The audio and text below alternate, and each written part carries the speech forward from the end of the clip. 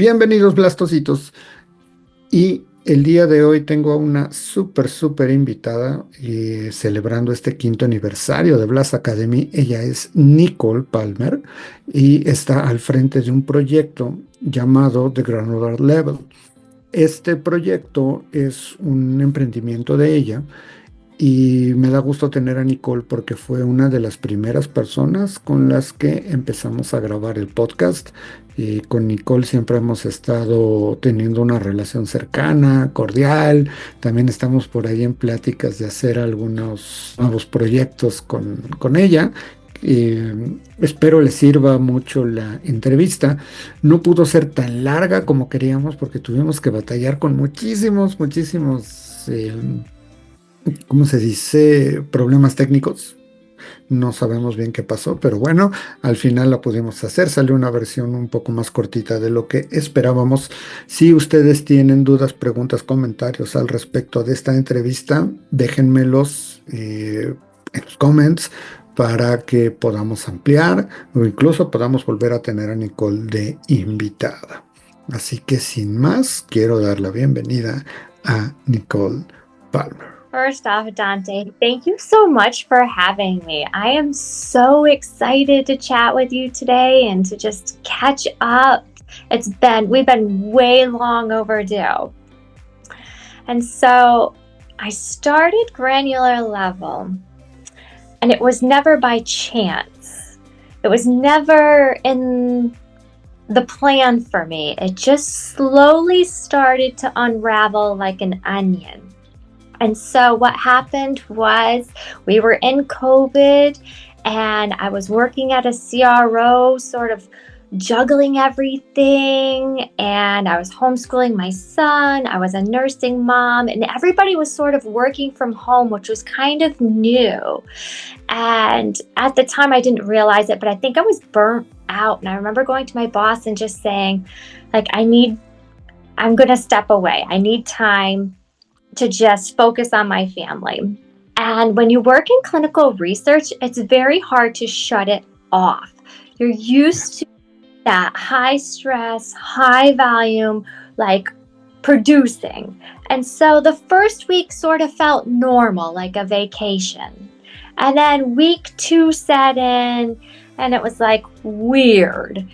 And yeah, I had a lot of anxiety of I was going to lose all this knowledge. And so I started to deep dive into the regulations.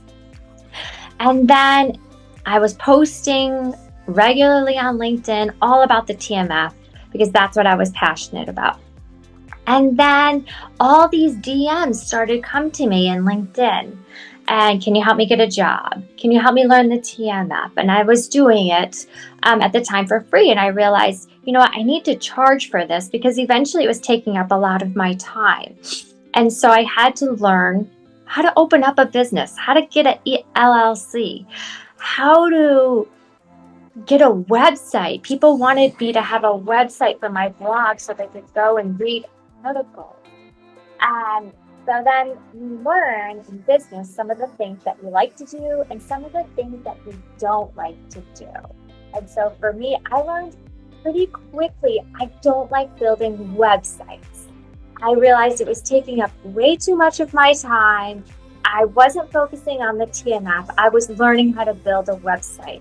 And after 3 months, I put the towel in. I said, you know what, I'm going to hire somebody to do this for me because that's out of my wheel.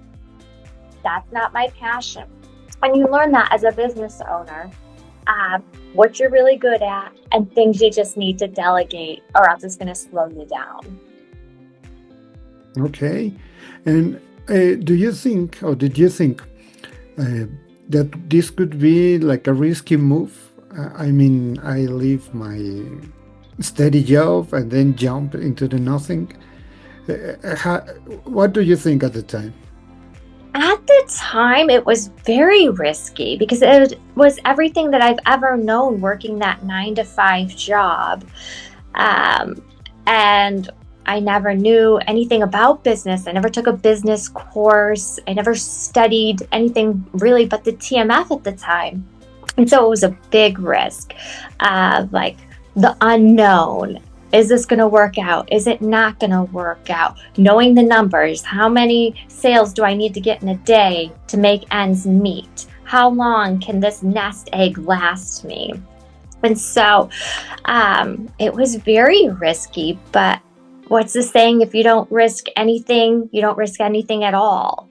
So you either want to do it and say, hey, at least I tried, or sit back and say, you know what, I wish I did that. And then you never ended up doing it and you would never know. I'm totally agree with that because that was the same with me. I did not have any kind of wisdom in business. I didn't know how to do business. I never had entrepreneurship projects. Just before Blast Academy, I only have a travel agency. That was my first project. And then I said, okay, maybe I can do this. So I'm totally agree with you, and I totally respect that. I think you need a lot of courage to start your own business. And tell me, Nicole, what said your friends, your family when you said them, I just want to start this project. I think even taking it a step further with your question, when you talk about I work in clinical research, people think like you work in a hospital. And you're like, no. You try to explain to your family and friends who don't really understand all the aspects of clinical research. And then you can kindly see when you start to lose them because you get really nerdy, at least for me, when I'm talking about the TMF, and you're like, okay, I need to take it back. But a lot of people supported me. And that's really what it's all about. If you don't have your family or your friends supporting you, it makes it, I would think, a lot harder than anything else. Okay.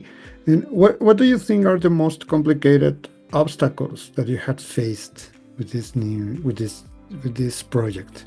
Sure. So I would say selling, because I don't like to be salesy. Nobody likes to be sold to. Nobody likes cold emails or cold calls. So really trying to figure out, how can I sell my services without selling? How can I get warm leads? How can I get my customers to come to me? That was a struggle probably for the first year and a half, trying to figure out, how can I sell without sounding like I'm selling something, and being good at it, because it's a hard skill to learn.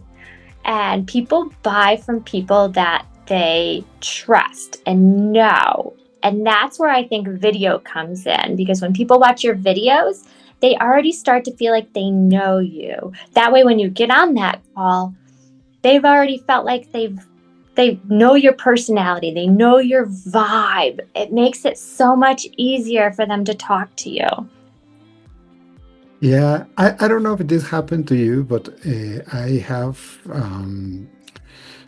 meet persons that I never met them before in my life, but they act as if they know me, if they already know me just because they are seeing my videos. I don't know if this also happens to you.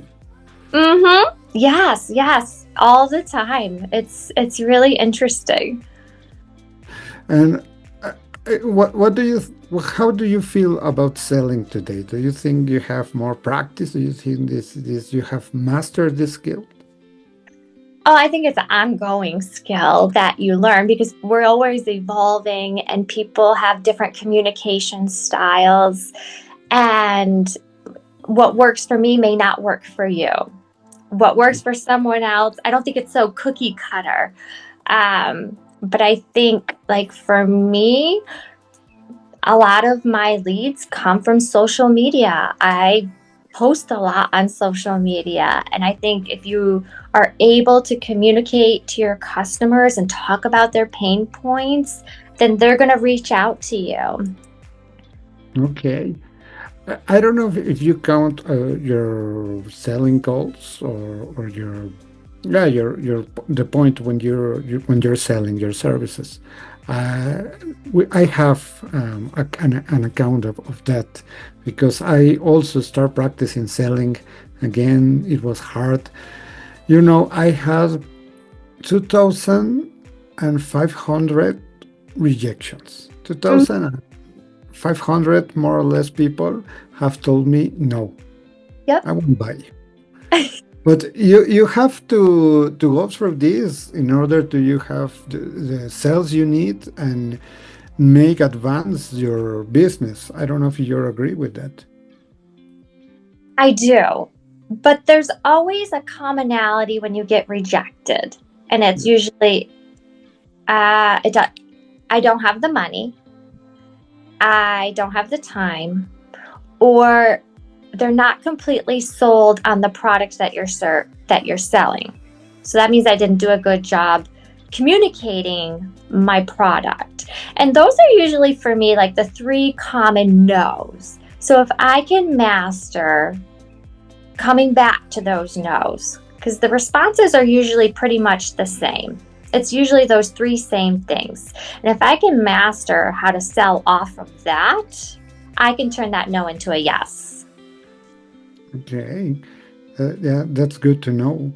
And how do you think about rejection in this case? Because I know that most of people in clinical research are afraid of rejection. And there are a lot of people that have told me, I don't want to start a business because I don't want a rejection. I don't know how to sell. Well, they not told me literally, I am afraid of rejection, but they told me I don't like to sell. I'm not good at selling. But I think behind all that is I'm afraid of rejection. But as you said, in the other side, when you need the money, when you need to advance your business, you have to face the rejection. So how has changed this concept of rejection from now and before?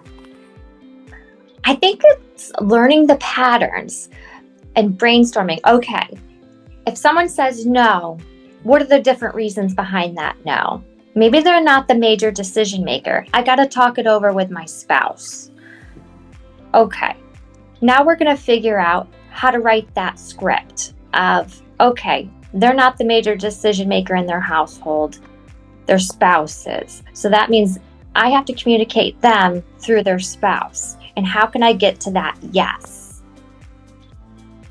Okay. And tell me, Nicole, what are the most rewarding experience that you have in running the granular level? I always say, like, my client's success are my success. When I see you succeeding, when you're getting that promotion, when you're landing that new role, whenever you are leveling up, that makes me happy. That makes me feel like I'm the biggest cheerleader for you. No one's cheering you on in the background but me. And that makes me so happy. That tells me, like, we put the work in, we did a good job, and now it's time to dominate. Okay, perfect. I'm also agree with you with that. When a student came to me and said and told me I have a new job, I can uh, finally start my first job in clinical research. They are very happy, and then I'm happy too because I think yeah, you deserve it. You behind that there are a lot of work hard Mm, for from your part. So yeah, it's very rewarding. And it is. final, yeah, Mentor them. They're the ones going into the interview. We can help them to a certain point, but when your client gets to the interview, it's all them. And that's the work right there up front. And so, when people say, "Oh, thank you so much for helping me get the job," it's like, I didn't help you get the job. You were at the interview. yeah, You did that. That's amazing. Pat yourself on the back. yeah, that's amazing to be able to help them to reach their dreams. Mm-hmm. And finally, Nicole, which is the best advice you could give to people in clinical research that they are starting to start their own business? Don't fear rejection. Let it empower you. Just because they said no doesn't mean it's no forever. It's a no for right now. And you know in the back of your mind, if you want something and you want it bad, you can turn that no into a yes. And if that no keeps continuing being a no, then maybe it's a no for just not right now and just trusting your gut. Maybe it wasn't a good fit, and that's okay. Just like in clinical research and in business, it's not linear. You got to ride the waves. There's going to be ups and downs, and don't let the downs get you down. Let them empower you. Absolutely. Perfect. And finally, Nicole, you don't know this, but what I want to tell you is that there are a lot of students from Blast Academy that are asking a TMF cards from Nicole Palmer. Aw, that's Yeah, here. they told me, they already told me like a month before. When did you start a course along with Nicole? We want to take a course from Nicole in Blast Academy. So maybe in the future we can do something together. Yes, I'm always open to partnerships, so let's make it happen. Okay, perfect. So thank you so much, Nicole, for being here. People don't know, but we have a lot of issues today with the sound, but don't worry. At the end, we can do this interview. Thank you so much. Thank you so much also for your support and my very best wishes for the granular level and all that is coming up to you. Thank you very much. Dante, thank you so much for having me, and I'm looking forward to working with you in the future. Thank you so much. Bye bye, Nicole. Bye.